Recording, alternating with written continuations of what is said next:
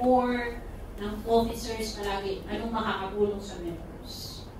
Maganda rin to sa mga, kasi kayong mga leaders kayo ng ibang organizations. Kaya ang lagi namin sinasabi, okay lang sa amin na ang Pinoy Impact at saka Pinoy Chess dinadaanan. Hindi namin kailangan na maging babad kayo bawat isa. Ang gusto talaga namin, dito nyo matutunan kung paano maging leader.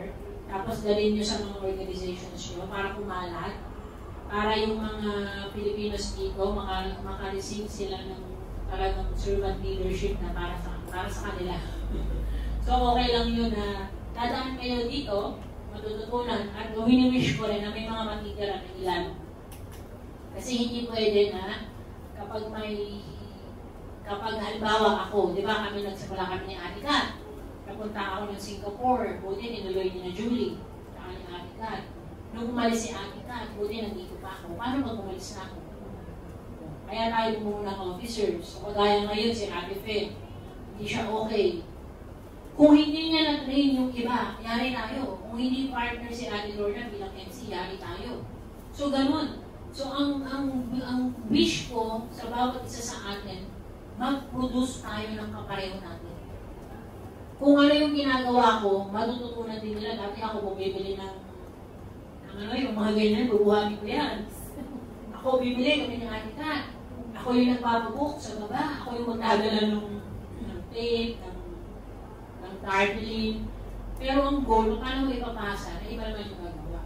So yun. So, okay tayo. So, balik ka. Prioritize the growth, success, and well-being of others while fostering a collaborative community. Yung servant leadership, napakalalim, napakalawak nito.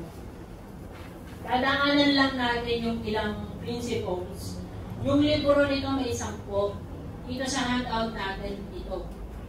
Kaya naka-blanco yan kasi kapag sinusulat daw natin yung natututunan natin, mas nag-stick siya. Kaya blanco ko talaga. Bakit blanco? Yung una ay empathy. Empathy, understanding and sharing the feelings of others. Hindi ka pwedeng, example na lang, halimbawa, ay gusto ko kailangan matapos yung workshop. Kaya lang napansin ko na nagugutom na kasi naglabasan na ng fornic eh. Sabihin, kailangan muna natin kumain. Hindi, okay lang mag-watch. So, kailangan nararamdaman din natin yung mga fellow members natin. Empathy. Active listening. Ito, listening fully to